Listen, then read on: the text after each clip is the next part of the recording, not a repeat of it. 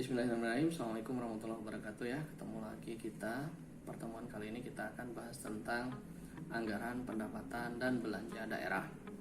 Sebenarnya sebelumnya kita udah bahas APBN. Sekarang kita lanjutkan dengan pembahasan tentang APBD ya.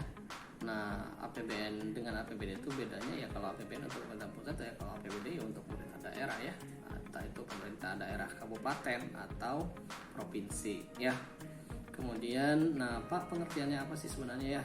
Menurut Permendagri nomor 21 tahun 2011, APBD adalah rencana keuangan tahunan pemerintah daerah yang disetujui oleh pemerintah daerah dan DPRD ya, DPRD ya, karena ini daerah, serta ditetapkan dengan peraturan daerah. Nah, fungsinya sebenarnya sama dengan fungsi APBD. Ada fungsi otorisasi, perencanaan, pengawasan, alokasi, distribusi, dan stabilisasi. Bedanya, nah fungsi ini bisa dirasakan oleh daerah. Jadi cakupannya daerah ya. Lalu tujuannya, nah tujuannya sebenarnya ya mirip-mirip lah ya. Tujuannya itu untuk membantu pemerintah daerah dalam mencapai tujuan fiskal ya, stabilitas keuangan, kemudian meningkatkan pengaturan atau juga koordinasi tiap bagian yang berada di lingkungan pemerintah daerah. Jadi kalau misalnya ada anggaran kan mudah kan ya melakukan kebijakan-kebijakan, menciptakan efisiensi terhadap penyediaan barang dan jasa, kemudian menciptakan prioritas belanja pemerintah daerah ya. Mekanismenya sebenarnya mirip-mirip lah ya, nggak jauh beda lah. Pertama, pemerintah menyusun RAPBD, rancangan anggaran pendapatan dan belanja daerah. Kemudian pemerintah mengajukan RAPBD tersebut kepada DPRD.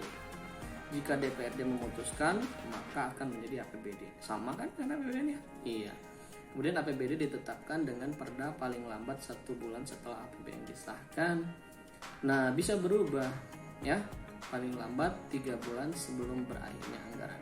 Jadi misalnya anggarannya berakhir Desember, berarti kan September atau Oktober itu masih boleh ya berubahnya. APBD yang telah ditetapkan dengan perda disampaikan kepada gubernur bagi pemerintah kota, kabupaten, dan kepada presiden melalui Mendagri bagi pemerintah provinsi. Nah, itu mekanismenya ya, ada sedikit berbeda di akhirnya. Nah, komponennya, berikut contoh APBD agar kita bisa mengidentifikasi komponen yang menyusun suatu APBD. Nah, sebenarnya komponennya itu berbeda nih dengan APBN ya.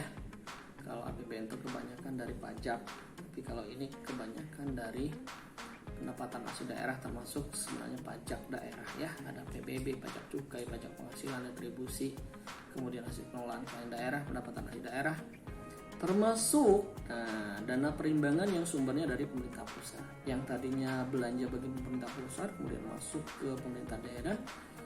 Nah, berupa apa? Dana bagi hasil ya, dana alokasi umum, dana alokasi khusus nanti akan masuk sebagai pendapatan. Jadi posnya adalah pendapatan, dan pendapatan daerah lain-lain yang sah seperti penerimaan hibah bantuan.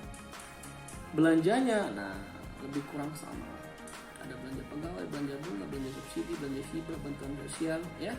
Ada belanja langsung. Belanja langsungnya misalnya honor PNS, honor non PNS ya, honorer ya. Selain itu belanja langsung juga termasuk belanja barang-barang dan jasa serta modal ya. Nah, itu belanja-belanjanya. Contohnya tadi ada di slide sebelumnya ya. Contoh APBD suatu daerah X, pendapatannya sekian, belanjanya sekian, pembiayaannya sekian ya. Gitu.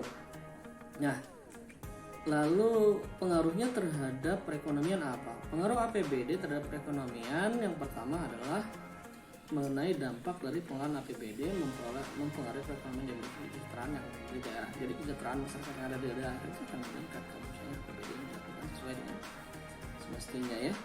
Mampu mereduksi tingkat kemiskinan. Mereduksi itu mengurangi tingkat kemiskinan. Mempengaruhi terhadap pengurangan atau penanggulangan masalah pengangguran. Mempengaruhi tingkat pertumbuhan ekonomi secara signifikan melalui alokasi APBD. Nah, jadi lebih ke daerah nih, lebih ke satu wilayah. Jadi tidak secara umumnya, tidak secara nasional. Gitu ya. Nah, Cukup untuk APBD, nggak banyak materinya karena sudah pernah kita bahas di APBN. Mudah-mudahan video yang sederhana ini bisa sedikit menjadi referensi bagi kalian untuk belajar ya, semoga bisa membantu ya. Cukup untuk pertemuan kali ini, kita tutup dengan hamdalah. Alhamdulillahirabbil alamin. Assalamualaikum warahmatullahi wabarakatuh.